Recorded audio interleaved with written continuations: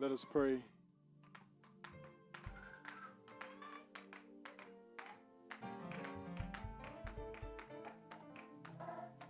Your name is glorious.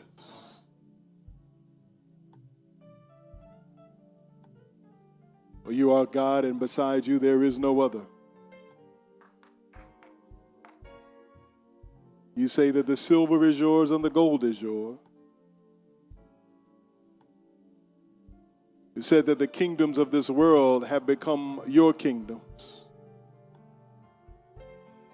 You say that you shall reign, not the United States, not Russia. You say that you are the king, not the president, not the prime minister. You say that you are God all by yourself. We declare from the depths of our souls, the depths of our brokenness, that we need you like we need our next breath. We need you like we need our hearts to beat. We need you like we need blood to run warmly through our veins. We need you. And so now speak. We've heard all these other voices, all of this cacophonous noise around us. We've heard it. Now speak with the symphony of your grace. Speak with the symphony of your justice and your truth. And we shall listen. Feed us the bread of life. Give us living water to drink. In the name of the one who has risen and resurrected and who shall return to judge the kings and queens of the earth. Let the church say amen. Amen. So glad to see you all this morning. Praise God for your presence. Anybody just glad to be alive, glad to be in the house of the Lord? I want to turn your attention this morning on this Father's Day to Isaiah chapter 51. Isaiah chapter 51. And I want to read in our hearing just two verses, Isaiah chapter 51. I want to thank all of you for your prayers and your love and your well wishes and your concern. I love and appreciate each and every one of you, and I'm thankful that we are in service together. Isaiah chapter 51, verses 1 and 2. From the New Revised Standard Version, you'll find these words. Listen to me, you that pursue righteousness. Anybody here pursuing righteousness? You that seek the Lord. Anybody seeking the Lord?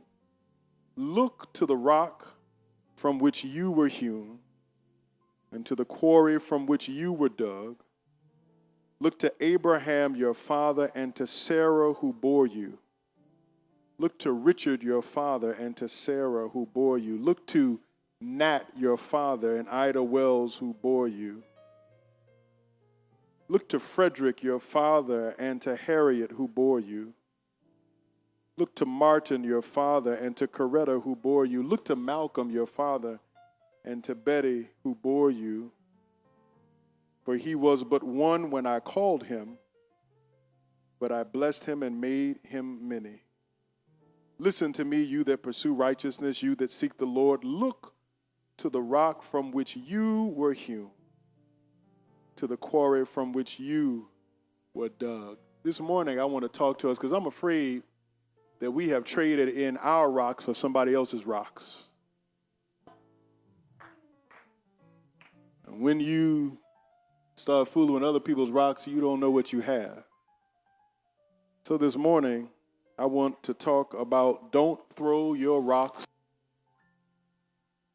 Tell you what, here we go. I'm going to throw them away. All right, can you hear me? All right. This morning, I want to talk from this subject, don't throw your rocks away. Would you look at someone and say, don't throw your rocks away? Yeah, you look at somebody and say, you might need those rocks. You might need them. Brothers and sisters, have you ever found yourself, Judge Newman, in a situation that has you disoriented? Have you found yourself in a situation that has you disillusioned or despondent or disrespected? Have you ever been in a situation, as they say back home, a situation? Y'all know what a situation is. You've been in a situation and you say to yourself, this was not supposed to happen to me. Have you, Brother Terrence, ever been in a situation where you want to yell to the director, cut, but it ain't no director, it's real life? Have you ever found yourself wanting to scream, Reverend Peter, to the author, this is where you write the end, but you realize that it is not a novel? Have you ever found yourself in a situation where you want to tell the composer to drop her baton so that the end of this song will come to pass, but you realize it's not a symphony, it's real life? I have said to myself on multiple occasions when looking out upon the landscape of my life and the landscape of current events, this cannot be home. This is a land where black is white and white is black. This is a land where 2 + 2 no longer equals 4, but it equals 5. This is a land where the clock is moving backwards and not forwards. This is a land, Brother Tony Harrison, where truth has become a lie and lies have become true.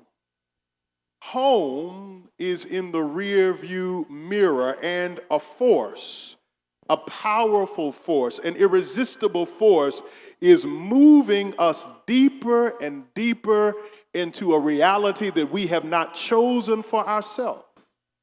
Into a reality, pardon me, that threatens our very identity as individuals and as people, that threatens our spiritual health and our psychological health and our cultural health, that threatens our cohesion, our ability to move together as a community, that threatens our very belief in who God is and what God is capable of doing. Let me try it this way. They, meaning us, we went to sleep. And before we could close our eyes, we prayed and we begged for God to make things different in the morning. But when we woke up, it was still true. We were in the same place. We pinched ourselves and realized that it was not a dream, but it was real. Everywhere they looked in the text, and everywhere we look, we see Nebuchadnezzar. We see the image of Nebuchadnezzar burnished on the front page of the Babylonian Times or the Washington Post. We see Nebuchadnezzar in press conferences carried live by CNN or by BNN, the Babylonian News Network. We notice Nebuchadnezzar never answers questions. That Nebuchadnezzar always tears apart his enemies. That Nebuchadnezzar never deals directly with a challenge. He talks about only his favorite subject, and that is Nebuchadnezzar. That in the text and in our day, Nebuchadnezzar builds monuments to himself. He puts his name on everything, that he builds walls in between the Tigris and the Euphrates and between Mexico and the United States. And when Nebuchadnezzar builds his walls, he takes off his glasses and said, boy, it's big. Boy, it's huge. Boy, it's wonderful. This is the reality of the exiles in Isaiah 51, and this is the reality of the exiles in Metropolitan A.M.E. Church in 2018. We are a long way from home. We have been carried to a place that we did not choose. We find ourselves confused and angry and forced to move in a direction that we did not choose. We are the subjects politically of an egomaniacal, megalomaniacal, narcissistic, and Machiavellian emperor. We have been forced to go where we don't want to go. In 1986, 30 32 years ago, I was 12 years old. We had moved to Jacksonville, Florida, and my father said to us one afternoon after church that we were going to go to the Alhambra Dinner Theater in Jacksonville. Now, my parents, like most good parents, wanted to expose their good middle-class Negro children to cultural things. Somebody say amen. Wanted to take us to the symphony, wanted to take us to dinner theaters, and I lodged, Brother Ferguson, my complaint. I don't want to go to no dinner theater. I don't want to go to the Alhambra Dinner Theater because they're not going to talk about anything relevant to me, relevant to my culture, relevant to my history. I don't want to go. I gave him a long treatise because I had read From Slavery to Freedom. I had read Yosef bin Yaqanan. I had read Sheikh Anta Diop. I was 12 years old, and I told my daddy I wasn't going to no dinner theater. My daddy told me to shut up and get in the car. And he drove me to the dinner theater. I did not want to be there, but I sat there. I had an ugly look on my face until he took me outside and had a talk with me to share with me that the pain on my face was going to migrate to my behind if I didn't get right. Have you ever been in a place where you did not want to be? In a situation that you did not ask for? That is where we find ourselves. Our unemployment rate is 8.8%, while the unemployment rate for the majority is 4.3%. The pipeline to prison is swallowing not just our sons, but our daughters as well.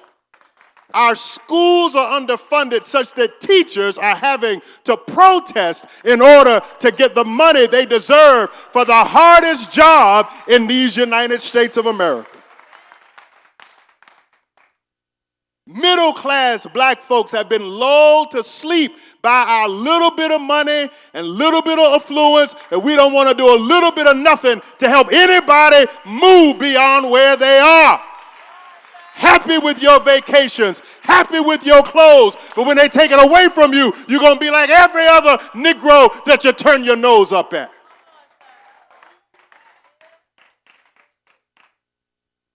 Our voting rights are being stolen from us. Just the other day, the Supreme Court, they ruled on a case that allowed Ohio to purge its voter rolls. We didn't ask to be where we are because the Sandra Blands and the Tamir Rices and the Michael Browns and the Freddie Grays and the Walter Scotts and the Kendra Jameses keep stacking up day by day.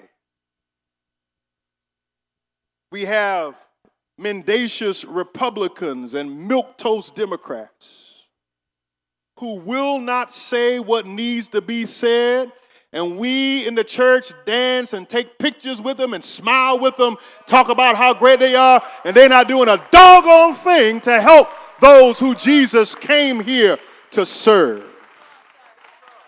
We didn't ask to be here. We are still profiled. I am headed to the airport later on today, Brother Walter, and I have an airport uniform that I wear that cuts down on the way that they treat me when I go through security.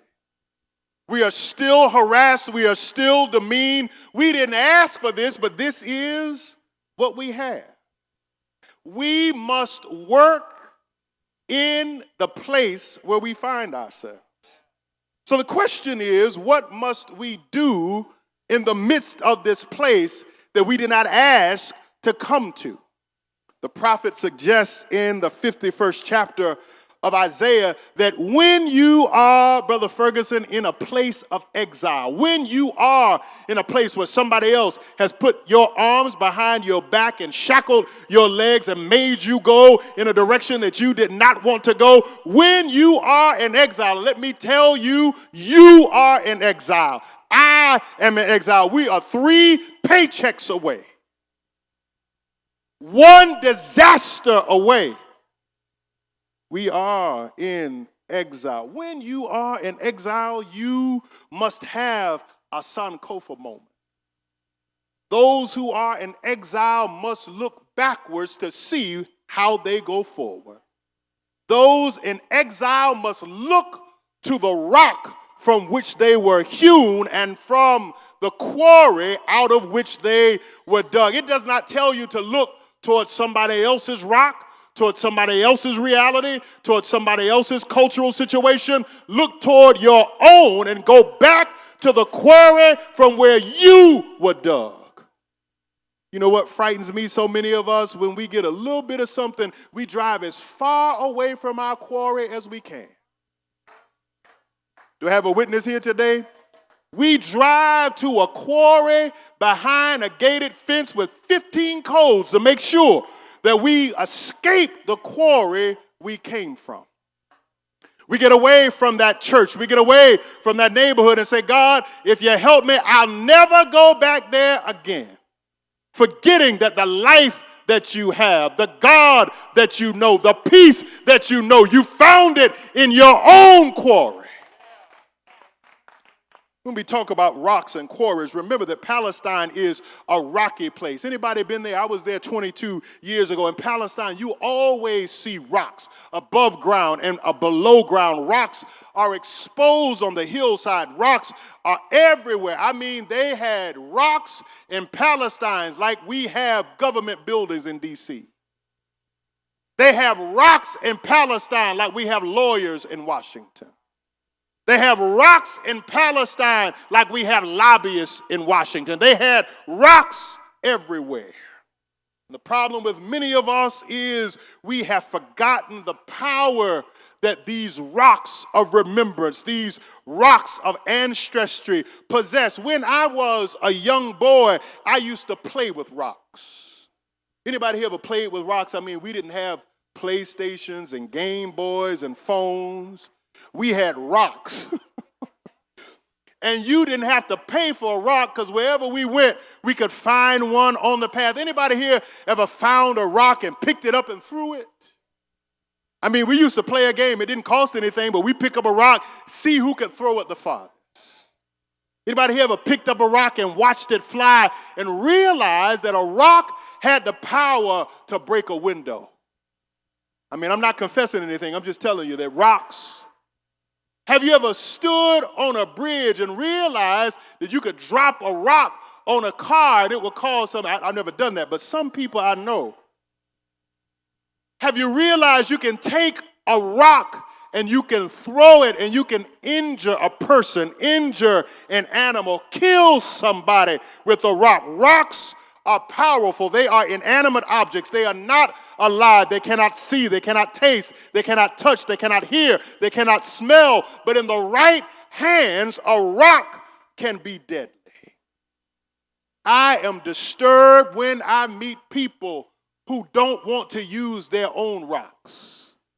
They stopped coming to the A.M.E. church. They had to go to another church because they had different rocks. They had different rocks. They had smoke machines in the pulpit. They had to go to a different church. They had a preacher who was preaching smooth words. They had to leave the rocks that they knew. They had to leave their neighborhood because their neighborhood was no longer good enough. Now when they try to come back to their neighborhood, they can't afford to get back in because they traded their rock for something else. Many people who come to see me don't realize it, but the problem when we sit down to talk to our pastors, our therapists, those with whom we share our deepest, darkest secrets, what we really are confessing is that we threw our rocks away and now we want to find them. We threw away our identity. We threw away our culture. We threw away our faith. And now we are looking for them again. Let me share with you, I am not in love with other people's rocks. The rocks of my grandparents were good enough for them, and they are good enough for me. You can say what you want to say, go where you want to go, but the rocks that got us where we are good enough to get us where God is trying to take us. Time after time, I hear folks say, we don't need that anymore. That's what we used to say. That's what we used to do. Or when I take a look at the record, we used to have more power. We used to be more involved. We used to have a stronger relationship with God. We have abandoned the things that have brought us where we're going. Beloved, if we are going to defeat the Goliaths that stand before us, we cannot use the armor of Saul.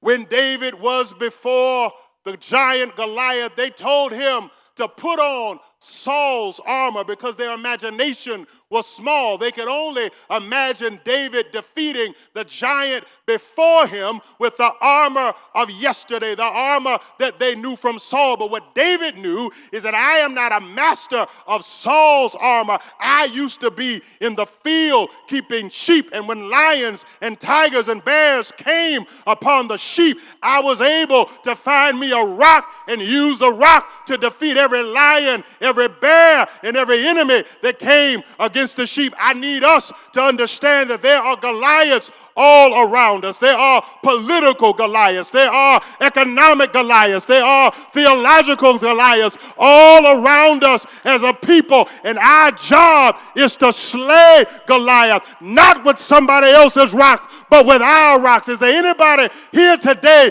that knows Goliath will fall only when we use the rocks that God has given to us? This is a battle. This ain't nothing that we can pray away.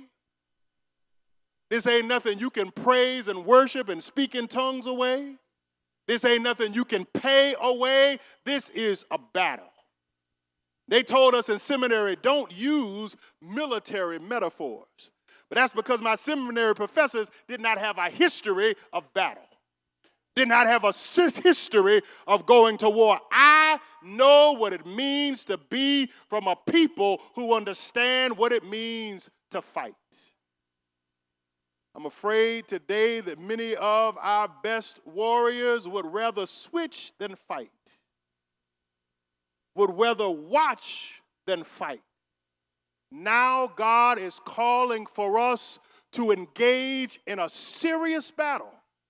A battle for our future, a battle for our spirits, a battle for our families, a battle for our culture, a battle for our narrative. And we need the tools of the ancestors to defeat the Goliath who stands before us. I've met so many of us who want to sit back and watch. Brothers and sisters, we can't watch. We got to fight. Brothers and sisters, we can't sit. We've got to move. And we cannot be satisfied. Hear me. I'm about to sit down. This may be the most important thing that I say this morning. We cannot be satisfied because our children are doing okay. You cannot be satisfied because your grandchildren's tuition is paid. We need to understand that as they destroy the least, they destroy us. That as they cut off the least, they cut off us. And Jesus was clear that whatsoever you do to the least of these, my brothers or my sisters, you do unto me. Christians cannot just be concerned with their own children and their own grandchildren, but every child is a child of God. Every child is worthy of the things that make for human flourishing. Therefore, we are called together to fight. Now, what I'm going to say to you is that the way I fight can't be the way you fight, but you better fight. The way I stand may not be the way you stand, but you better stand.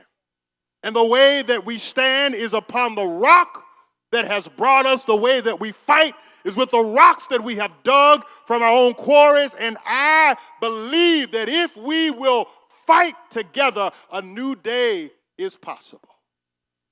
I used to wonder when I was back in those small country churches in the woods in Florida and Georgia, they would sing this song that God is a battle axe. And people don't know God is a battle axe unless they've been in a battle. And I think the problem with too many of us is that we have stopped training for the fight. we're not prepared for the fight. It is the job of the church to sound the alarm so the people of God will be prepared for the fight that is before us. Does anybody here realize that it is a fight in front of us? And is anybody here today ready to fight the good fight of faith? To put your rocks in your hands and defeat every Goliath, every giant, every enemy, every liar, every trickster, every demon, every deceiver, to let them know that the people of God are not asleep. The people of God are not weak. The people of God are not afraid. We are standing up. We are waking up, and we will not stop until God's victory becomes our victory. So everywhere we find ourselves, we're fighting. Everywhere we find ourselves, we're trusting. Everywhere we find ourselves, we're believing that victory will be ours, because we're not going to fight with what the Democrats give us. We're not going to fight with what the Republicans give us. We're going to fight with what our ancestors gave us, and that is faith, that is hope, that is love, that is trust, that if we walk together, children, we will not be weary. If we use what we have, there's nothing that we cannot do. Dr. Phil can't give you what you need. Oprah can't give you what you need. But the ancestors can give it to you. Truth can give it to you. God can give it to you. Hold on to the rocks that have brought us this far. And let's prepare to fight together. Because if we fight together, I declare Goliath will fall again. Let us all stand around the church.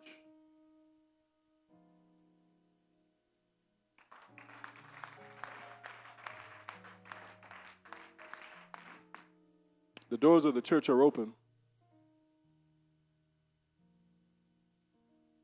Someone who came today who is realizing, as I realized when reading this text, that we need to return to our own quarry. We need to use the rocks that have gotten us thus far. Our hope is built on nothing less than Jesus' blood and righteousness. This is not a blood that was shared for you to die and go to heaven. This is blood extracted from Jesus by the empire. Extracted from Jesus because he looked in the face of the United States of America in his day, Rome, and said, "You do not run the world, God does." Looked in the face of the USA of his day and said, "You cannot crush God's people, God will crush you." Looked in the face of the empire of his day and said, "You cannot deny them the health that is theirs. You cannot kill them because God will vindicate them." Jesus shed blood not for some sweet, saccharine, heavenly trip for you, but such that the kingdoms of this world might be overturned and serve notice upon that God reigns. On Christ, the solid rock, we stand. That Christ, that fighter, that lover of humanity, that one who went to death, trusting that the power of life was in the God who sent him. That Christ is a solid rock upon which we stand. I invite you, if you do not know this Christ, this warrior, this fighter, that you would come and get to know him, that you might fight with him and for him. That if you do not have a church home, that you would consider Metropolitan. We'd love to be your church. I'd love to be your pastor, that we might work together, fight together, walk together, worship, liberate, serve together. As the choir sings, would you come today? This is your day. This is your day.